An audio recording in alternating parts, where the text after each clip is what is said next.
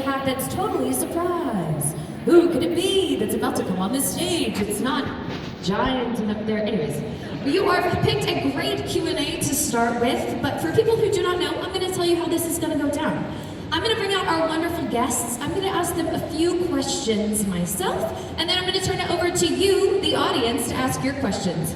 We already have quite a line here. I'm very excited to see you all. So I'm going to go over a few rules that we have for this panel. My first rule is specifically for this wonderful panel. It is if you ask a question, you have to be 18 years old to ask a question. Unfortunately, the younger kids cannot, hey, mister, a question. You cannot be like, hey, you look 40. Can you go up there and ask a question for me? No, please do not do that. But our wonderful guests, Jessica and Kevin, will be at their booths for the rest of the day, and they would love to see you and speak to you and talk to you regardless of your age. So if you are not 18, you are more than welcome to go see them at their booths. Please go visit them. My second rule is no requests. No, wow, it's my birthday today, and I was wondering if you could sing happy birthday as Lou. Jessica, could you do that right here, right now on stage in front of all these people? No, she cannot do that. She probably would, she's very nice, but I will be the bad guy and I will say, sounds like a request. Unfortunately, we cannot do that on this stage. My second rule, or my third, oh, a lot of rules, I'm so sorry. My third rule is one question at a time. Because we have a 1 or 3 long line here, please be courteous to the person behind you and just ask one question at a time. If you have a second question, you're more than welcome to get to the back of the line and try to ask your second question. My fourth and final rule is be kind and have fun. Do we have fans of a little franchise called Hazbin Hotel here today? Well, I would love to introduce our wonderful guests. Up first, he is an accomplished actor, writer, and musician whose career spans from Broadway, television, and animation. Theater fans may know him from Frozen, Some Like It Hot, and his work as a writer and a lyricist. Please, he can be heard as Baxter in Hazbin Hotel. Please give it up for Kevin D'Aguia.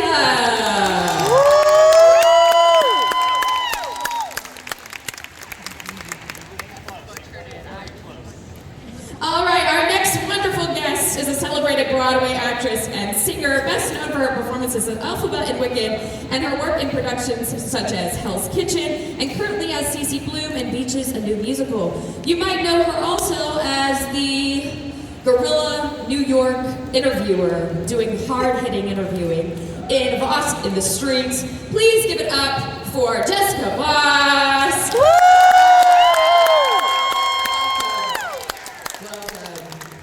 Welcome. Thanks.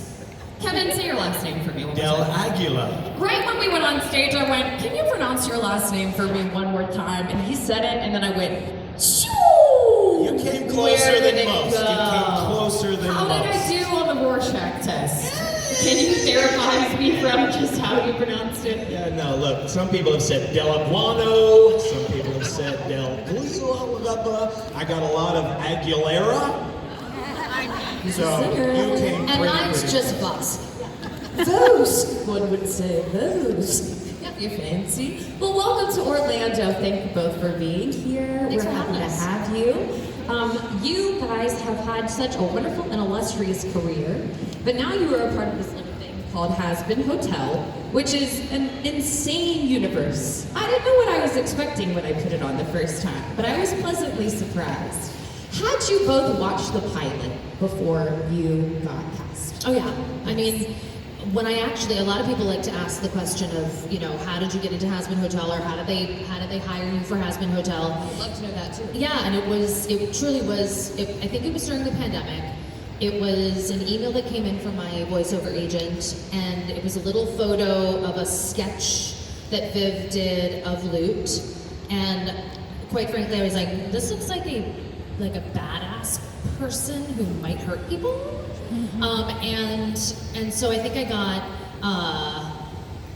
I think the little clip of the song that I had to sing was the "What are we even talking about?"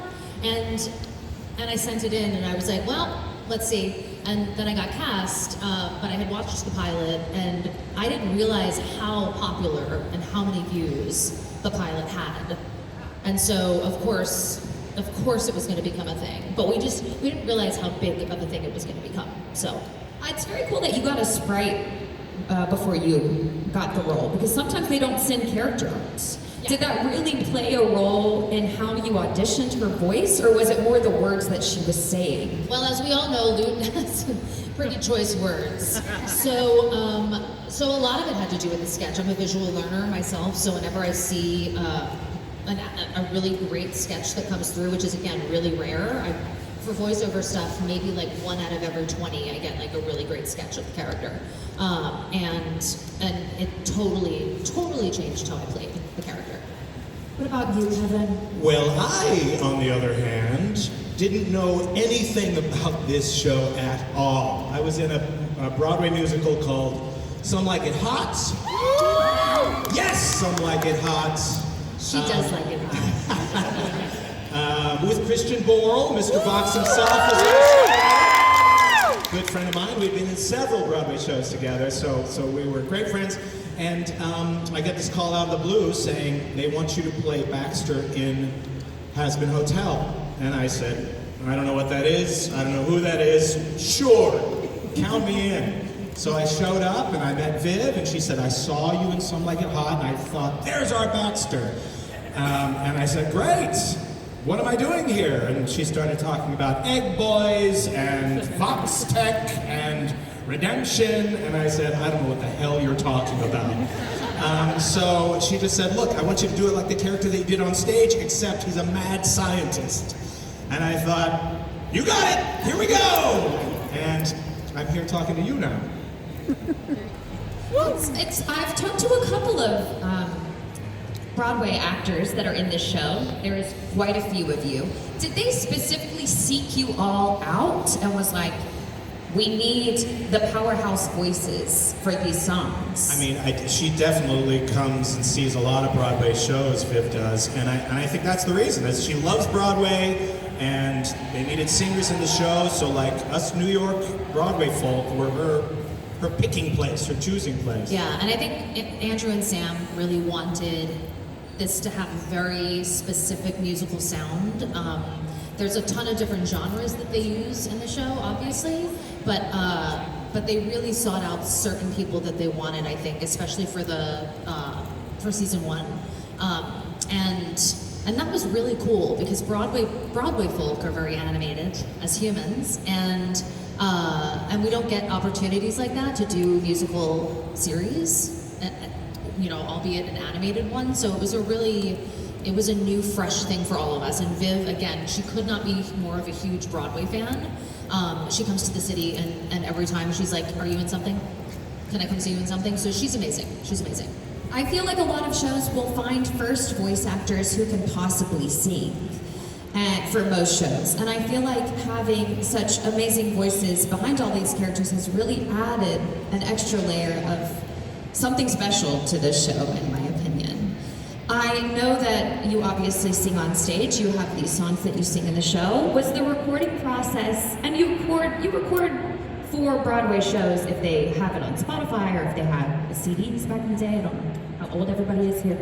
But CDs. Who remembers CDs? Oh, they're like, we're all over 18. All right, we're fine here. But was it different recording for this show, the musical numbers, versus anything else? I mean, this show for me, as the person who has to do all this crazy shit, it's way more badass than Broadway. For Broadway, it's like, okay, belt this thing, hold this note, sustain this note. And I just recorded a new season for Hazbin a couple weeks ago, and I think Andrew and Sam were like, do it like you're in a heavy metal band with a side of grunge. And I was like, great. So I don't, you don't get to do those genres that much, especially on Broadway, right? I'm known for certain things, and I do those things, but for this, it has stretched me, and it's hard. I mean, a lot of it's hard. Lutz shit is hard. So Broadway is like, you gotta do it 8 shows a week, so like you have to be able to sing it like over and over and over, but like... being in a booth, fantastic, right? You guys can stream Gravity every day, and I don't need to do it live, which is amazing. You mentioned that it has quite a few genres. Is there any genre that they haven't done in the show that you would like for them to dabble in? Have a little experimentation in? Like some Baxter Dixieland song would be nice. Yeah. A little banjo. I'd like something to happen. I'd like something to happen where Angel Dust has to sing like something very old school carousel classical song, which is like the total opposite of what he is. Yeah. I agree with that. Well, thank you for answering my questions. I don't want to keep our wonderful fans waiting any longer. So, my dears, please introduce yourself and ask your question.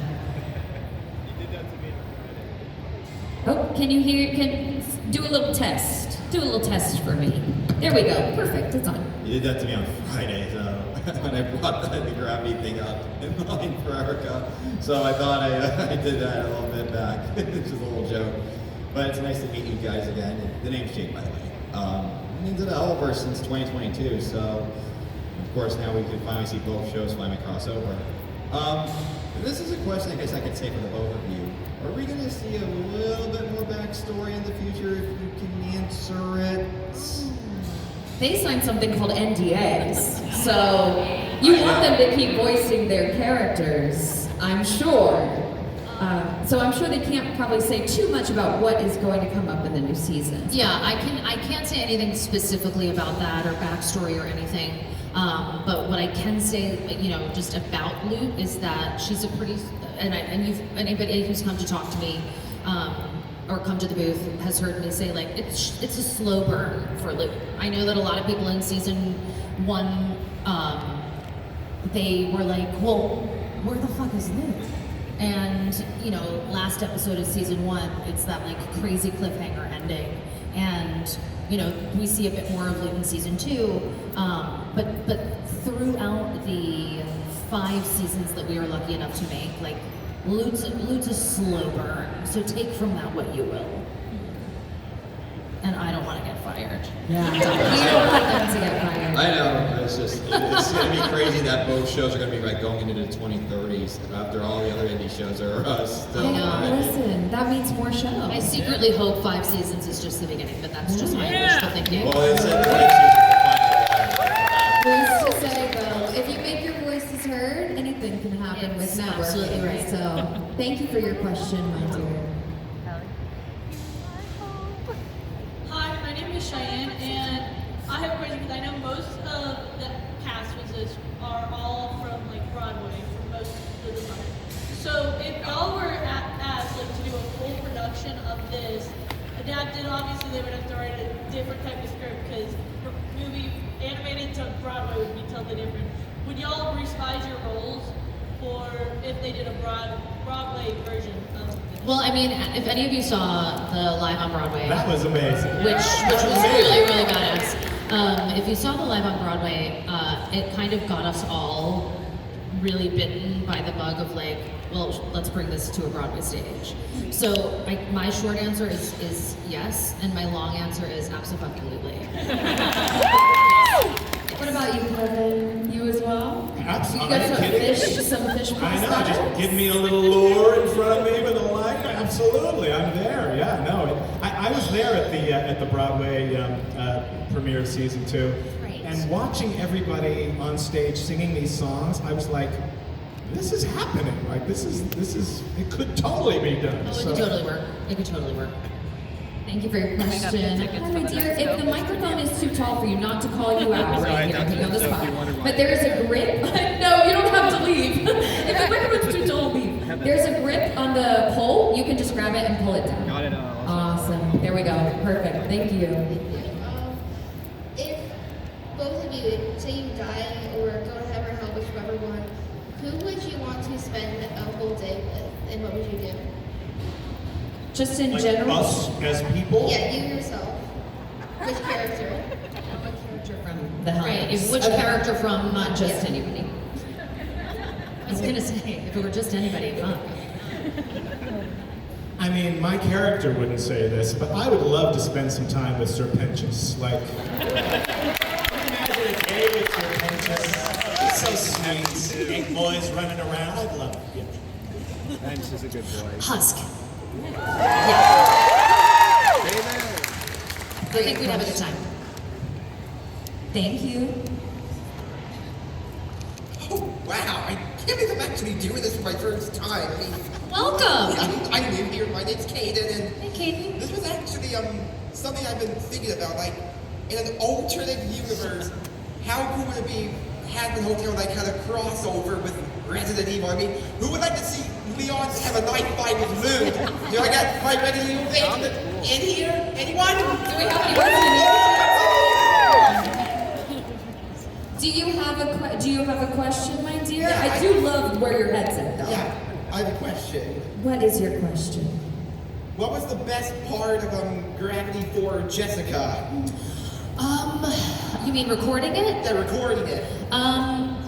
You know, I think for it being my first big solo for Hazbin Hotel, they really gave me a lot to work with. And I think, you know, it starts really, really low in the voice. And I always say that Lute is a lot more complex than some give her credit for, right? Like sometimes I think that we don't exactly know what's happening in that head of hers, right? And I think that in Gravity, we kind of get a little glimpse at the fight that she's having with herself. And that is a lot of what Lute is, right? Like, well, and thank you for that.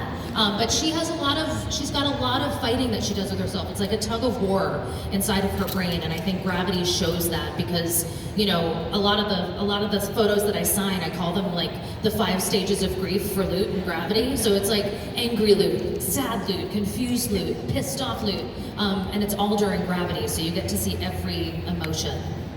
Yeah. Thank you. You had no right to see the speaker. Hello. Thank you so much for coming. Thank you. Thank you. Welcome. What are your biggest voice acting influences? Influences. Alana Ubach, who, do we know, yes. Okay, you have to, she's amazing. She does a lot of TV, film, and animation. Oh God. I will say, honestly, before, and he and I have known each other for a really long time, but Alex Brightman and I have been close. But Alex has voiced a lot of really great characters. I mean, we know he's done the Broadway Beetlejuice, but we know his, you know, hell of a life. Those are probably 2 of my larger influences, and I'll probably think of a third, but you? I mean, I'm going to be very cliche here. Mel Blanc is like the greatest voice ever. That's true. I mean, I don't know if it's an influence, but like it's the bar, right? You're just like, oh my God, like to be able to do something like him would be amazing, but very few can do it. Thank you for your question, Mario. Hello. Oh, hi. So, we know Hazbin is famous for its songs. Besides Gravity, because I already know what you were going to say, what is your, this is for both of you, what is your favorite song?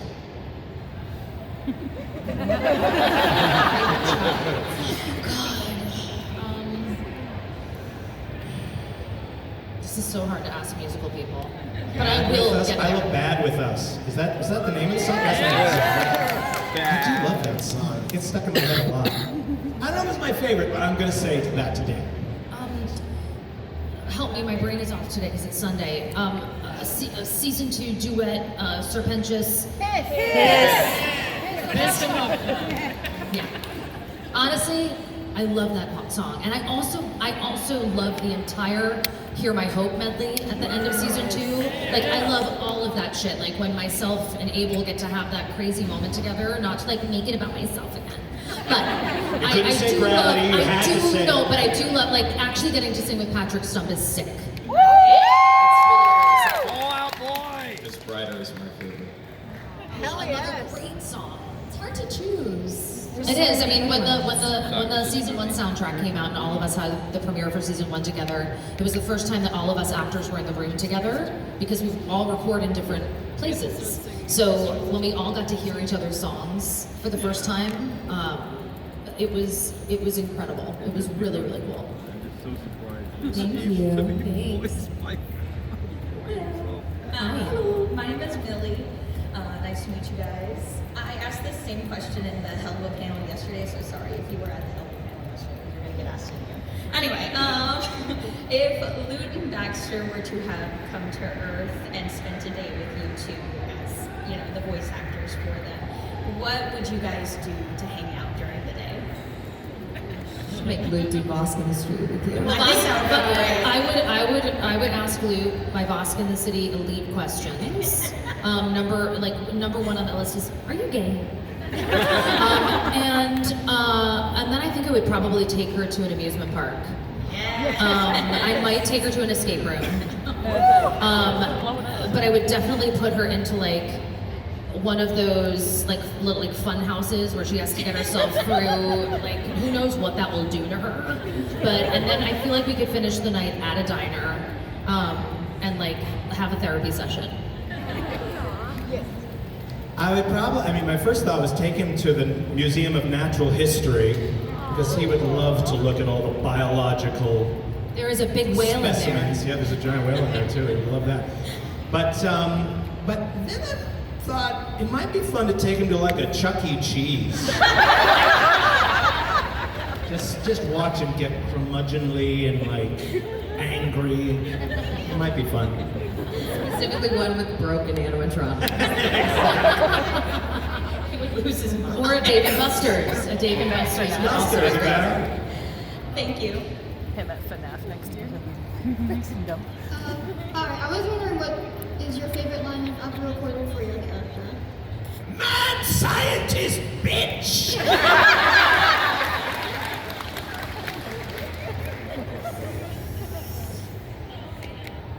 Recently, I've really been digging, got a good test 275 this year, sir.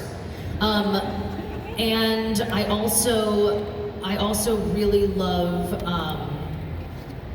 one of the like OGs that I love is Angels Don't Make Mistakes. And I can go on and on, please. I got a whole list of quotes, but thank you. Hello everybody, my name is Devine Pruna. I've been a huge Hellverse fan since 2020 and a fan of Fizzy Pop since 2013 of Die Young animation. It's absolutely an honor to meet you both. Thank you. Thank you. So I have a question that I was very concerned about the seasons. So we explored Heaven's rank through Sarah and Luke, but the ultimate authorities like God, Jesus, and archangels are still a mystery. My fan cast for them would be Hugh Jackman as God, Chris Pine as Jesus, and Elijah Wood as Michael. How would you react? Like, would Luke immediately try to impress them out of fierce angelic loyalty, or would Baxter instantly try to scientifically analyze their divine biology? Yeah, they would have to prove themselves to Baxter. He would not believe in them at first, and then he would have to have scientific evidence of what they can do and all of their claims, I'm sure. But he'd come around.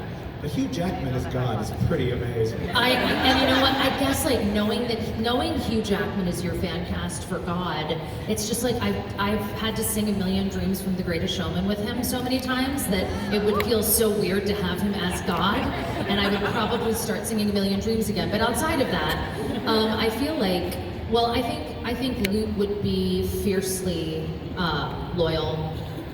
I think she would be fiercely loyal. I don't think she would ask a ton of questions of those within that status and rank. I think that she wants to be, for better or for worse, depending on, her mood that day and depending on who she would like to really exterminate.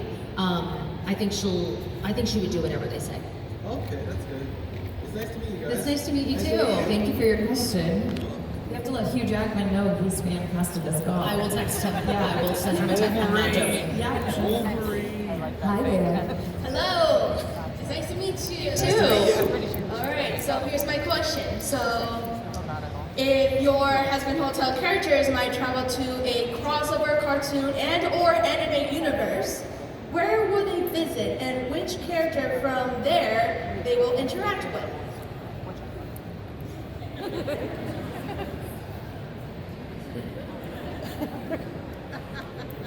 Oh God. Okay.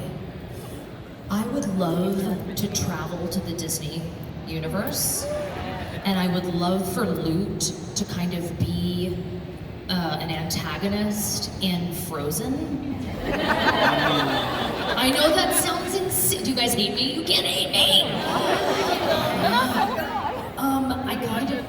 kind of want her to do that, and I kind of want her to make an appearance in the Muppets. I really do. Like, I really want her to be.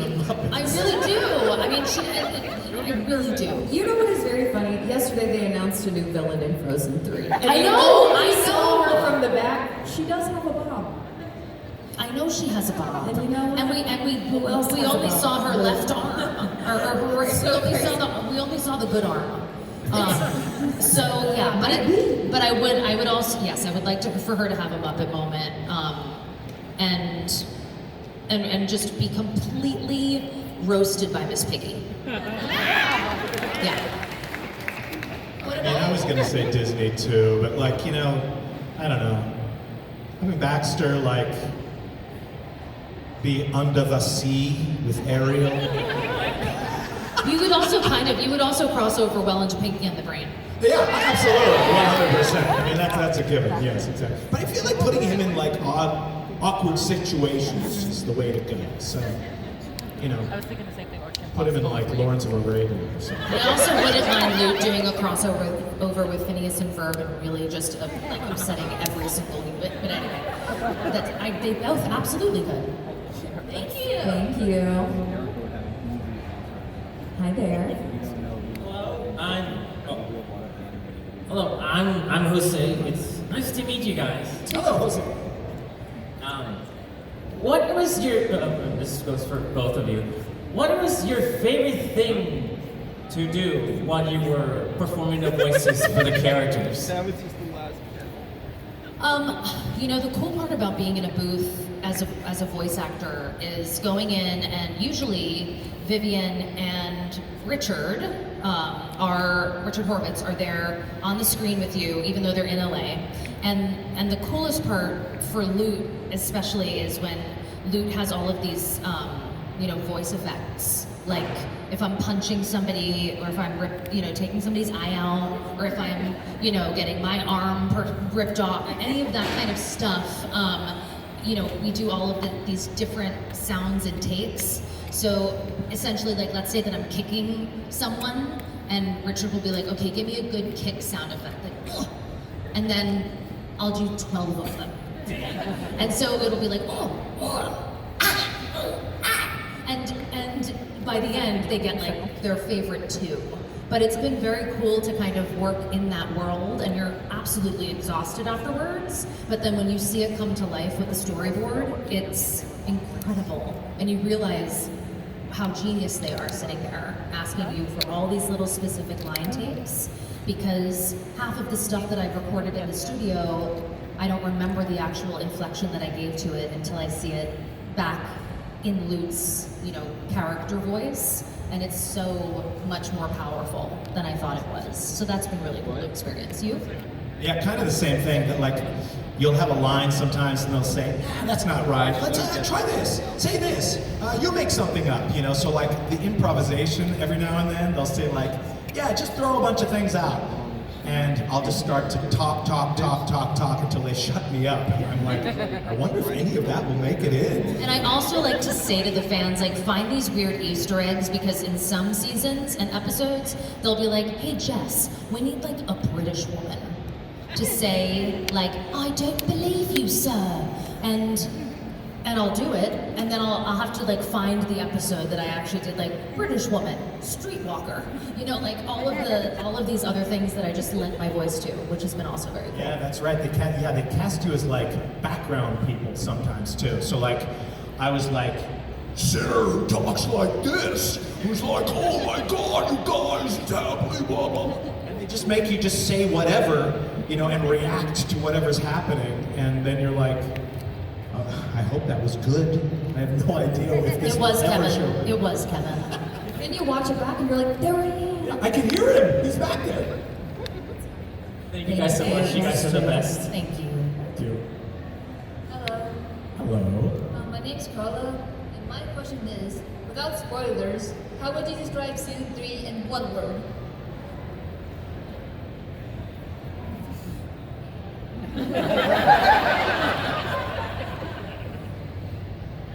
Upward.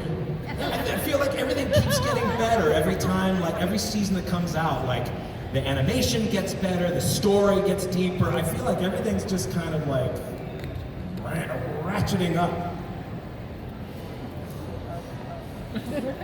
Dysfunctional as fuck. That's one word. That's one word. No breath. No breath. Thank you. Thank you. Hi there. Hello. Hello, my name is Luna, and I have a question. So I don't know how much you do know about it, but let's say that your characters, Baxter and Lou, wake up to find that they have been transferred over to the Sonic universe. So what characters, like what one character would each of them interact with? How would they get along, and what would they do? Are you familiar with the characters of Sonic? I don't know Sonic that well. Okay. As in the hedgehog. Of course. Yes. Mr. Sonic the Hedgehog. Correct. There is also Shadow, and Knuckles, Tails. and Tails, and Rouge the Bat. And Amy. Rouge the Bat? That sounds like the one. Perfect. Throwing out some options. for Honestly, as a Sonic, like I gamed, I was a Sonic gamer. So I always like to think of Loot in situations that would really piss her off. And I feel like Tails would piss her the fuck off.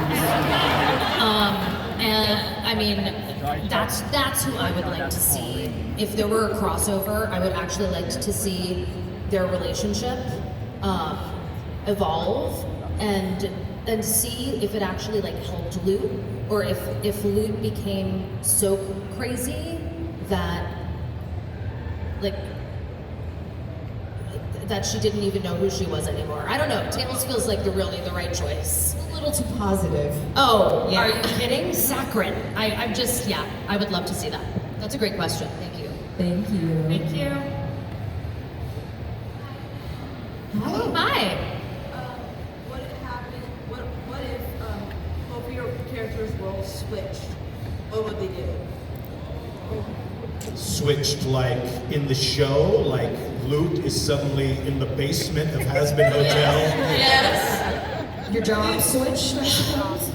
Well, like switching in the sense of like, do I go from Exorcist knowing that I'm going down to Angel stat? Like, do I go from switching the roles? Oh, switching the roles. I think I'd fucking love it. I really do. I think I would love it. I mean, I would love to be confined. Well, I mean, it's a twofer. I think I would love to like work on things and analyze things and be the brain. And then I also think that I would become extremely restless and not know what to do with myself. And absolutely everybody would be versions of like Dead Adam that exist or like are around me all the like I'm just imagining everybody. You? I think Baxter would freak out. I think he'd be a little freaked out about everything happening. I mean, we already saw Pinchas, what happened to him when he wound up there. So I think Baxter would be the kind of like similar but angry version of that. Maybe, perhaps. I don't know. I'm telling Viv. Yeah, let's get Viv on. Yeah. Thank you for your question. Hello there. It's okay, this goes on YouTube, so don't worry about it. So, since you are both like have so many different like cool coworkers, whether it's like on stage or behind the curtain, who is someone you've worked with that you want to like bring into the Helliverse with you? That's a fun question. I think we've already said Mr. Jackman. I did not say that. No, I'm just kidding. I'd love Audra McDonald to come in. I think she would be amazing, and I think she would bring so much gravitas to whatever role that she had. I'd love Bernadette Peters in the same vein to come in. Because I'd love her to talk like this in one of the characters, please, George. Gosh, men-wise, I'd like to see what Neil Patrick Harris can do. I'd like to see what he could bring to the table. I'd allow it. I'd like him to audition. You? Anybody else on your roster? I don't know. I think Nathan Lane would be fun. Yeah, Nathan Lane would be awesome. He would be awesome. Thank you. Also, maybe Audra should be gone. There we go. Audra is good. Audra is good. Right. Besides your own character designs, what are some of your favorite Helloverse character designs for the shows? I mean, I love Nifty. Nifty is a great design.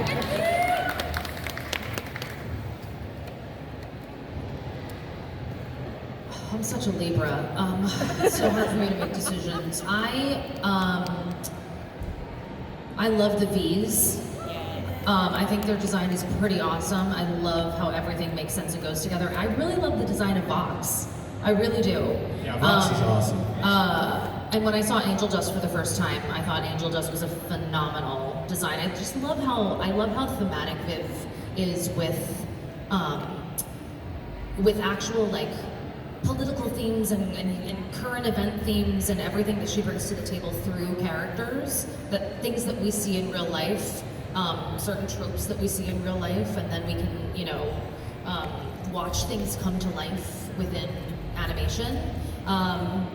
And Alistair. Alistair is a great design. Oh, wait, yes, Amir agrees with you on I this. know Amir agrees. And I fucking love the Egg Boys. I always have. I would actually love a little tiny farm of them myself that just follow me around. Thank you. Thank you. Hello, my name's Ryan. My question was, if you guys could have anyone just do, not even a long-term part, maybe even just a cameo, from the more classical side of Hollywood, of Broadway, like, if you could have anyone, like it doesn't have to be an actor or even a director like Weber, Sondheim, Michael Crawford, Sarah Brightman. The old school Broadway people is what you're looking for. Yeah, yes, the more like the 70s, 80s kind of. I mean, you want dark Sondheim in a heartbeat. You want like dark themes, weird person singing your music, Sondheim in a heartbeat.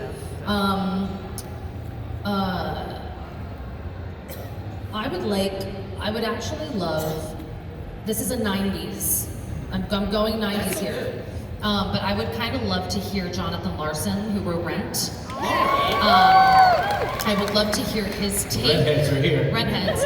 I would love to hear his take because, gone too soon, right? He passed right before opening night of Rent.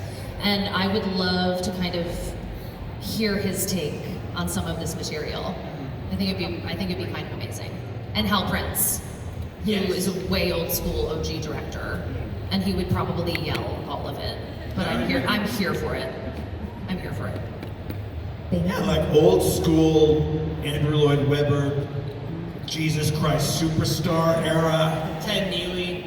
Ted Neely screaming out some song for Hazbin. That'd be awesome. All right, thank you so much. Hello. Hi. So if you guys had to sign a contract with one of the overlords, who would be the least offensive to sign with? That was worded. Is Nifty an overlord? Yes. Nifty. Implied though.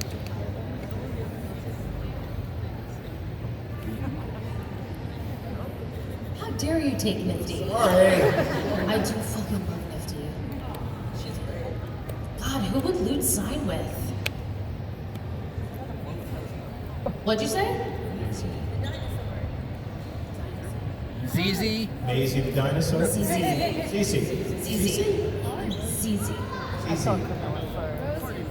Honestly, Rosie was my first thought. I thought like least offensive to Lute would be Rosie.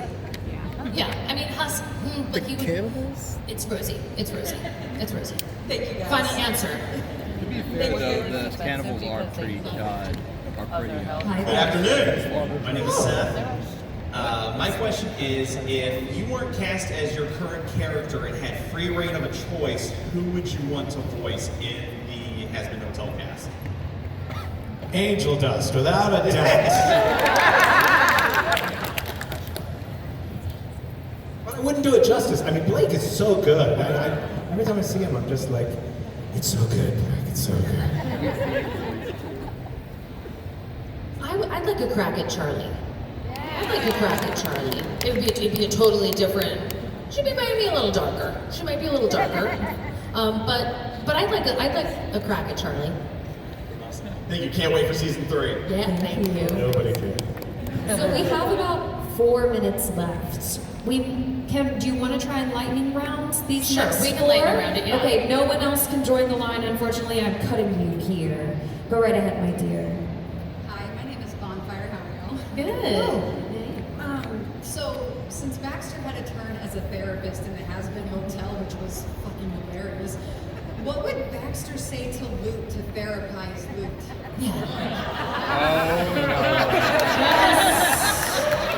Right here, right now. Well, Baxter only liked the insults of therapy, right? So I think he would just start to invent some insults and just bounce them off of Luke. Smooth brain.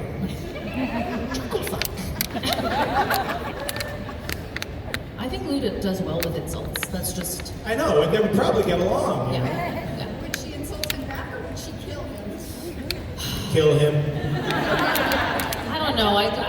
Luke loves a really good insult first before she goes right in. So both. Thank you. Hi there. So this is a question for Jessica. So let's say Adam survived. He was still injured by Nifty, but he survived. How would Luke take care of Adam in season 2? Okay. It is my opinion as Jessica that Luke loves and would do anything for Adam, no matter what. And I think that watching him come, if he did not die, watching him come so close to death, right? Like, I'm flashback to that scene, that final scene, with him. Is that if he survived that, I think that for her, she would be willing to take any insult hurled at her, willing to do anything, willing to not ask any questions, and just remain by him for the rest of time because she is so in love with him. That's just me as Jessica. That's my opinion. She would still have to deal with Abel. I know she would still have to deal with Abel, but that's not your question that you asked. Thanks, babe. Hi, Ben. Alright, so this is a question for both Kevin and Jessica. What would Baxter and Luke do if they were transported to the universe from the Doom series? I don't really know the Doom series, I'm sorry. It's okay, Kevin. It's basically like a universe where you play as a guy fighting demons. Oh! I'd be great dungeon crawler and kill demons. Yeah, Luke would absolutely destroy them. That Luke would be. Luke would have a field day. Yeah, this would be. You know what this is for Luke? A McDonald's Happy Meal. I think Baxter would be a little anxious. Yeah, but he could fashion some kind of monster to help. I mean, yeah, no, he Like would a get along. cyber demon. Yeah, exactly. Thank you for your You're question. welcome, and long live the exterminators! Exactly. Wonderful cosplay. Yeah. Thank you. Wonderful. Thanks for letting me up. So I have a quick question. Just want to know your opinions. So when Vox attacked heaven, he put hell at risk. Why didn't Satan care?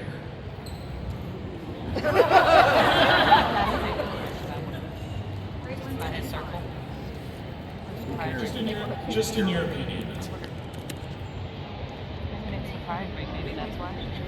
Because he's really powerful, and I feel like he kind of has a stake in hell. You'd think. I feel like maybe he was just looking at his phone and like. I mean, I think just extend to all of them. I mean, maybe just because it's just And he has a massive ego. I think two things can be true, right? Like, I think two things can be true. I mean, I heard you say he has a massive ego, which is 100%, 162.572% true. So I don't think it's necessarily that he didn't like give a fuck. I think there was a part of him that was like, let's see what happens. Let's go for it. I'm not gonna say anything. Yeah, that sounds pretty interesting. Go for it. Let's see what I think. Why don't we just see how bad it can get? I don't know. Risk? Whatever. Seen it, been there, done that. Yeah, he probably has seen a lot, so. Thanks. Thank you so much. Of course. Thank you. And thank you both for joining me today. It was lovely having you. Thank you guys for coming. But I always like to ask this question of if you have anything coming up. I know we were talking about Boston the City. Anything that you have coming up that you would like people to know about, or something that you would like for them to revisit that you think that they should see that you have done in the past? To revisit? I don't know. I'm gonna be in a show on Broadway. I don't think I can announce it right now, but look for me. It's coming out this fall, and I'll be there for you. You're in New York. Come see it. The fact that he did that in one breath is impressive. There's a lot of crazy Boston the City shit coming out, and I will be back at Disney doing one either this winter or in the spring. And I also have a show announcement coming out that I'll be doing with a pop star in October. So keep your eyes peeled. It's in New York City as well. And then any of you are welcome to revisit my if you want, or any of the Broadway shit, or just like even come over to the booth. I'll sing some shit at you.